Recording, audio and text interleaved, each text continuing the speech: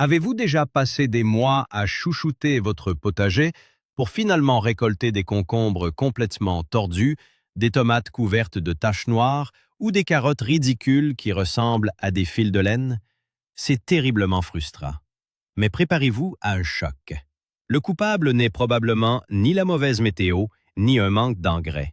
Le grand responsable, c'est vous, et plus précisément, votre arrosoir. Oui, vous avez bien entendu. La façon dont vous donnez à boire à vos légumes est peut-être en train de les saboter en silence. Dans cette vidéo, je vais vous révéler la vérité inattendue sur l'arrosage de votre potager. Je vous promets qu'après avoir vu cela, vous ne regarderez plus jamais votre tuyau d'arrosage de la même manière. Nous allons casser de vieux mythes que même vos grands-parents croyaient vrais. Alors, êtes-vous prêt à découvrir pourquoi tant d'amour et d'eau peuvent parfois tuer vos plantes? Restez avec moi, car la solution est étonnamment simple. Pour bien comprendre, il faut remonter à la source du problème. Depuis la nuit des temps, l'eau est le symbole même de la vie. Pour un jardinier débutant, l'équation semble logique. Plus je donne d'eau, plus la plante grandit. C'est une erreur classique. Historiquement, l'agriculture a toujours cherché à maîtriser l'eau. Les anciens bâtissaient des canaux complexes pour inonder les champs à des moments très précis. Ils avaient compris une chose fondamentale.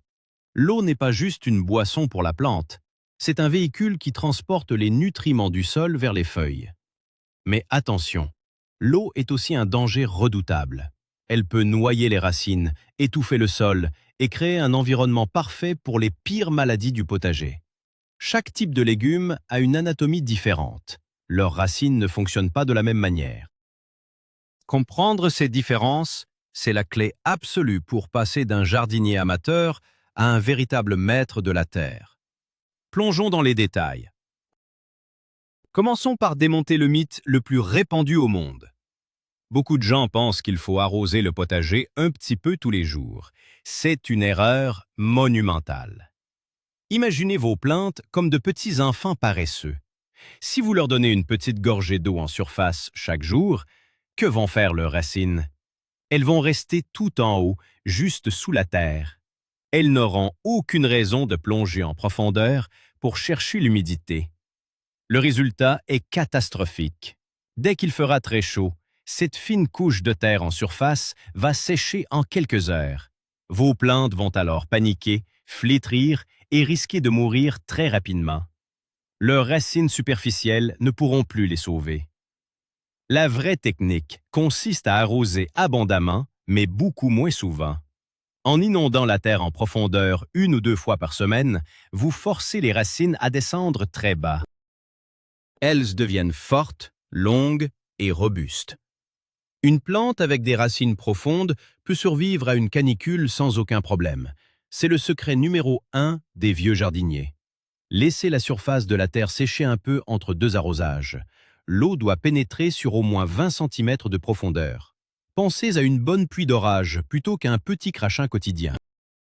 Parlons maintenant des tomates, ces divas de notre potager. Une erreur d'arrosage avec elles ne pardonne pas. Le pire cauchemar de la tomate s'appelle le mildiou. C'est une maladie provoquée par un champignon destructeur. Et devinez ce que ce champignon adore? L'humidité sur les feuilles. Si vous arrosez vos tomates en aspergeant toute la plante, vous signez son arrêt de mort. L'eau ne doit jamais toucher le feuillage. Il faut toujours arroser au pied, directement sur la terre.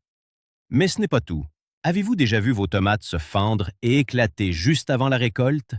C'est le signe classique d'un arrosage irrégulier. Imaginez la scène. La tomate a soif pendant des jours. Sa peau s'épaissit pour se protéger. Soudain, vous lui donnez des litres d'eau d'un seul coup. La plante boit frénétiquement. La chair à l'intérieur gonfle tellement vite que la peau éclate comme un ballon trop gonflé. Pour éviter des tomates malades et fendues, la régularité est votre seule arme. Maintenez une humidité constante dans le sol en profondeur et ne mouillez jamais les feuilles. Vos tomates resteront lisses, rondes et parfaitement saines jusqu'à la fin de la saison. Passons aux concombres. Pourquoi certains concombres deviennent-ils complètement tordus, difformes et surtout très amers? C'est la faute de l'eau. Le concombre est constitué à plus de 90% d'eau. C'est littéralement une bouteille d'eau végétale. Mais contrairement aux tomates, les concombres ont des racines très peu profondes. Ils ne peuvent pas aller chercher l'eau très bas. Ils sont donc extrêmement sensibles au manque d'eau, même pendant une courte période.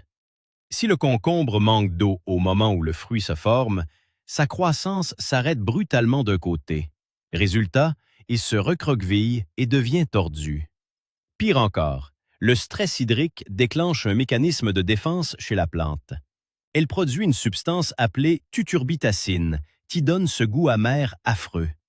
Pour avoir des concombres droits et sucrés, il faut agir comme un perfuseur. Il leur faut de l'eau très régulièrement, en petite quantité, pour que la terre en surface reste toujours souple et humide. Mais attention, le concombre déteste l'eau froide. Utilisez toujours de l'eau à température ambiante pour ne pas bloquer sa croissance par un choc thermique. Voici un autre grand mystère du potager. Vous tirez sur les fanes vertes de vos carottes avec espoir et vous sortez un légume minuscule, fendu en deux, ou plein de petits poils ridicules. C'est la preuve d'un arrosage totalement inadapté. La carotte est une racine pivotante. Son but dans la vie est de descendre le plus droit et le plus profond possible dans la terre. Si vous arrosez trop souvent en surface pendant ses premières semaines de vie, la carotte va devenir paresseuse. Elle ne cherchera pas à s'allonger. Elle restera courte et trapue. Si le sol est trop lourd et gorgé d'eau, elle va étouffer.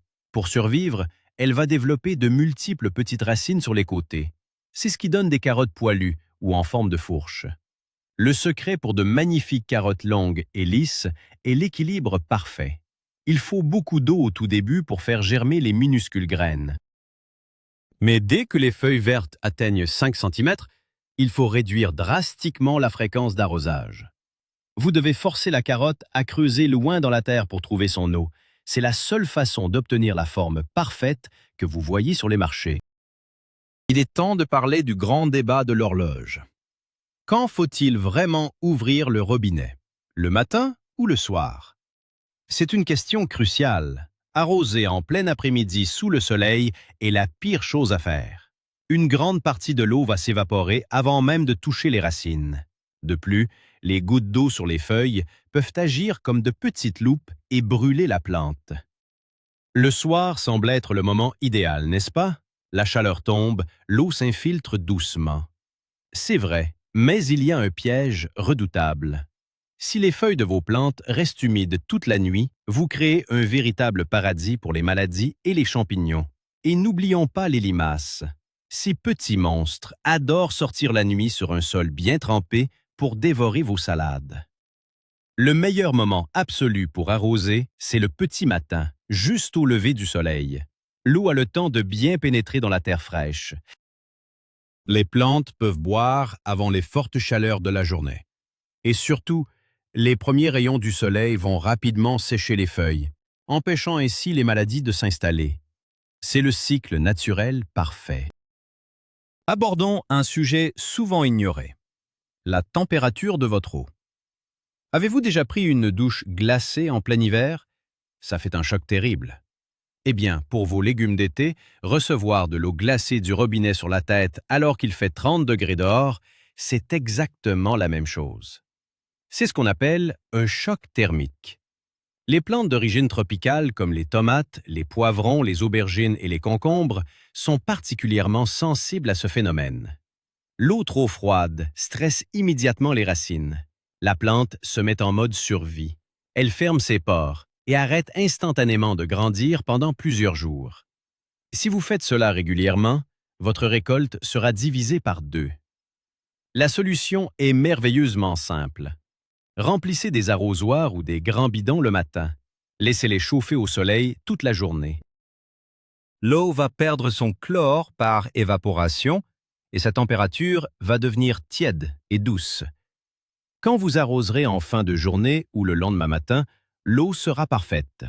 Vos plantes boiront cette eau tiède comme un véritable élixir de croissance. Mais attendez, toutes ces règles peuvent changer en fonction d'un élément invisible, le type de votre sol. Connaître la terre de son jardin est absolument vital. Si vous avez une terre argileuse, elle agit comme une grosse éponge dense. Elle retient l'eau très longtemps. Si vous arrosez trop souvent une terre argileuse, l'eau ne s'écoule pas. Elle stagne au niveau des racines. Les racines manquent d'oxygène et commencent à pourrir. La plante meurt asphyxiée. Avec ce type de sol, il faut des arrosages massifs, mais très espacés dans le temps. À l'inverse, si votre sol est sableux, c'est comme une passoire. L'eau traverse la terre à toute vitesse et disparaît dans les profondeurs, hors de portée des racines. Dans un sol sableux, arroser une seule fois par semaine ne marchera jamais. Vos plantes mourront de soif.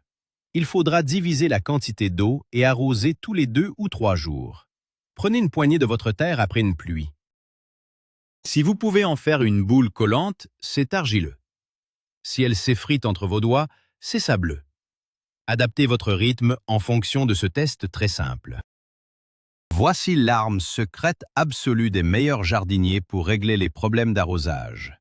C'est une technique magique qui vous fera gagner un temps fou et économiser des centaines de litres d'eau. Je parle du paillage. Le principe est d'étaler une épaisse couche de matière organique sur la terre nue autour de vos légumes. Vous pouvez utiliser de la paille, des tontes de gazon séchées ou des feuilles mortes.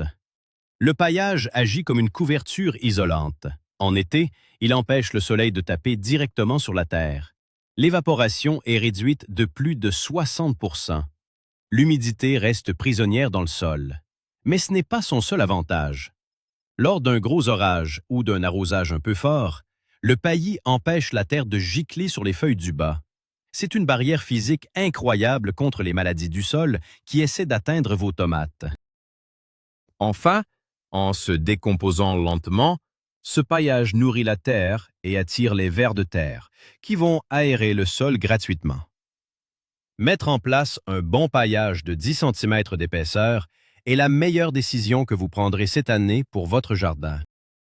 Il y a un dernier piège dans lequel presque tout le monde tombe. Comment savoir si une plante a vraiment soif?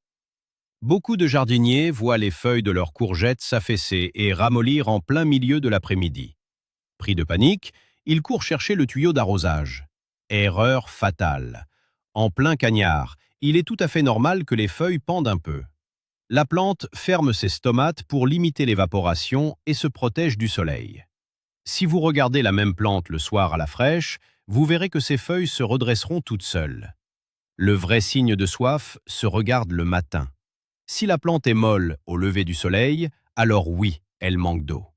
Un autre piège vicieux est le surarrosage. Une plante noyée, dont les racines pourrissent, a souvent les feuilles qui jaunissent et qui pendent mollement, exactement comme une plante qui meurt de soif. La seule vraie méthode scientifique pour ne pas se tromper s'appelle le test du doigt. Enfoncez votre index dans la terre jusqu'à la 2e phalange. Si c'est sec à cette profondeur, il faut arroser. Si c'est encore humide et frais, reposez votre arrosoir immédiatement. Pour résumer, l'arrosage parfait est un système d'équilibre subtil. Oubliez les petits arrosages quotidiens qui rendent les plantes fragiles et paresseuses. Optez pour la méthode de l'arrosage profond. Imitez une bonne pluie naturelle. Laissez l'eau pénétrer doucement, puis laissez la terre respirer pendant plusieurs jours. Soyez particulièrement vigilant au moment critique où la plante forme ses fruits.